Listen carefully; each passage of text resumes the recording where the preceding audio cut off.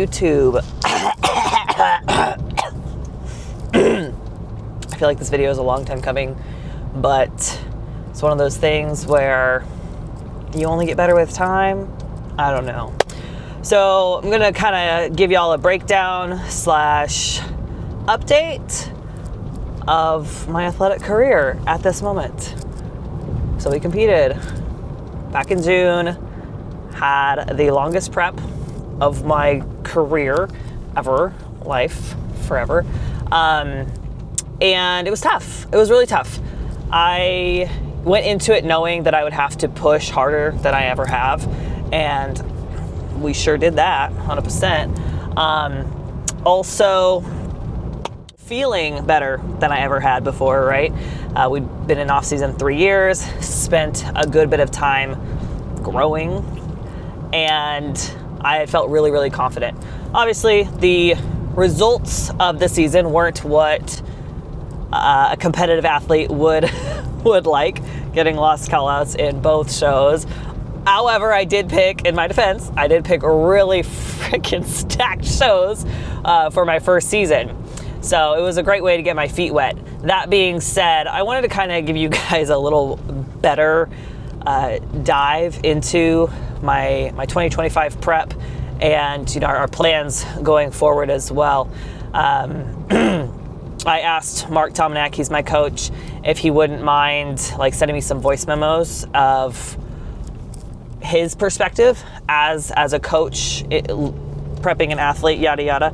And he really went above and beyond for me. I was very, not surprised, because Mark always goes above and beyond, but just thanks, dude, for taking the time out of your day to not just give me a blanket answer, but he gave me really in-depth responses to how our prep went, what we could have done better, looking back on things, etc. If you could just text me a couple things, you looked like trash, wish you had stayed on plan during the last of it, probably need to be bigger. Okay, so question one, how I thought our prep went overall and things that could have been. So for it being a longer prep in our first prep, it went really well. We initially took it slower, especially through the holidays. And I planned on it being longer initially. One, I didn't know how you prep as an athlete. I didn't know how you respond to deficits, but we also had a very large deficit to overcome I knew we were going to have to take off quite a bit of body fat.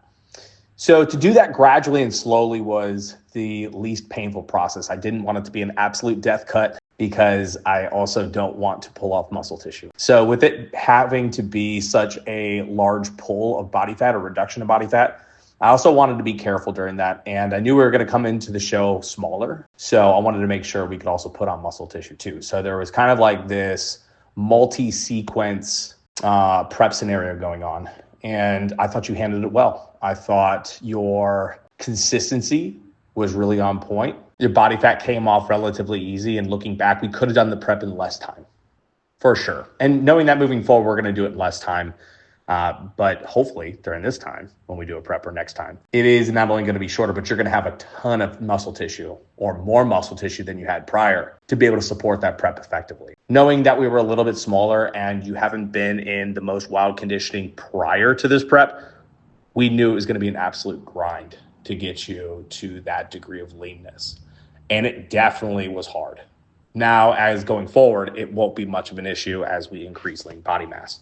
Things that we could have done better is obviously shorten the prep time. Now that we not only have the knowledge of how you prep, but how you respond to the deficit, and we're going to have more muscle tissue, it should be relatively much easier. We can pick out our shows very strategically since we'll be going for a win, knowing that we have the most incredible shape and we just need size. We can add that size and then pick our shows a little more strategically as we dive into our next prep. We could obviously be more consistent between the shows, but it was, again, a very long prep mentally. So as we were bridging between those shows, it became really difficult and we got really watery. We had large influxes of not only body weight, but water retention, fullness or spilling. And so handling that was quite a bit of a mess, obviously. But overall, for the dynamic of it, the pressure of going to your first pro show, it was done really well. All right, so taking what he had said and, how can I, utilize this? First of all, like I said before, I was just really grateful for him to have taken the time to lay that all out there. Second of all, it was a really long prep, and I got off stage in Toronto, and I was basically like, hey, I'm not going to talk to you for a couple days, okay? Deuces, because if you've prepped before, you know that leading up to the show, you're in contact with your coach daily, if not multiple times a day. And so like, yeah, I need a break from you, brother. But then I messaged him that Wednesday. I was like, hey, what are my macros? Because I'm freaking out. And then I didn't even follow them anyway, so whatever. I was not in a healthy place, for sure. Talking about it now is a lot easier than it was talking about it then. I knew I wasn't. Shout out to Nicole the Swole. She's amazing. If you don't follow her, please give her a follow. She is very open about her reverse process. She's battled binge eating and things of the like in the past, and I don't know if you ever get over that, but there are ways to cope, and she's done an amazing job figuring it out for herself. And she was checking in on me knowing that I had a tough prep, and towards the end of it was not being the best athlete that I could have been. So shout out to her for checking on me. What I needed at that moment was just to be done and to not be in a prep. So still doing cardio, have my macros, sticking to them as best I could within my brain being broken. But yeah, besides the point, eventually hormones leveled out, eventually the weight stabilized, eventually things got better, and we're here. I would not be making this video if I didn't feel comfortable, which is why it's taken me 17 weeks post-show. We are finally thinking about a growth phase. I got my second round of blood work yesterday. First round was about 8 weeks ago. Levels came back. Just the body wasn't happy with as long of a prep as we had. My stress, it's mostly the body stress. So like liver, kidneys, they're stressed. Cortisol's high, thyroid, not happy. So we implemented a good bit of supplementation to help get the body back on its natural path and back to a healthy point. So very grateful for Mark and his guidance in this process. I knew coming out of this prep that my reverse was going to look a lot different than it has in the past. It wasn't just going to be your 8-10 week reverse and then, okay, let's start growing. It was going to be, listen, we're going to need to take this as long as we need to before you're even ready, before your body's ready to push food. So again, grateful for him taking the time on that, because I'm in no rush. At this point, I'm like, listen, is it going to take another 3 years? Probably.